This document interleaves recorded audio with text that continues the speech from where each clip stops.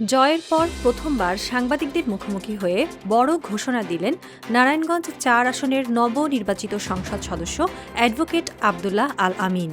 ফতুল্লাকে অপরাধ মুক্ত করতে এই এমপি সাফ জানিয়ে দিয়েছেন, এলাকায় কোনো চাঁদাবাজ, সন্ত্রাসী বা মাদক ব্যবসায়ীর জায়গা হবে না। অপরাধী যেই হোক তাকে আর ছাড় দেওয়া হবে না। তার স্পষ্ট বার্তা, সাধারণ মানুষের জানমালের নিরাপত্তাই হবে এখন প্রথম অগ্রাধিকার। শুধু নিরাপত্তা নয়, ফতুল্লার দীর্ঘদিনের অভিশাপ জলাবদ্ধতা দূর করতেও বড় পদক্ষেপ নিচ্ছেন তিনি। ইতোমধ্যে জার্মানি ও বুয়েটের বিশেষজ্ঞদের সাথে নিয়ে স্থায়ী সমাধানের কাজ শুরু করেছেন।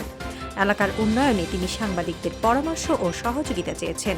নারায়ণগঞ্জ ৪ আসনের ভোটাররা এখন একটি নিরাপদ ও উন্নত এলাকার স্বপ্ন দেখছেন। নবনির্বাচিত এমপির এই কঠোর অবস্থান সাধারণ মানুষের মনে নতুন আশার আলো জাগাচ্ছে।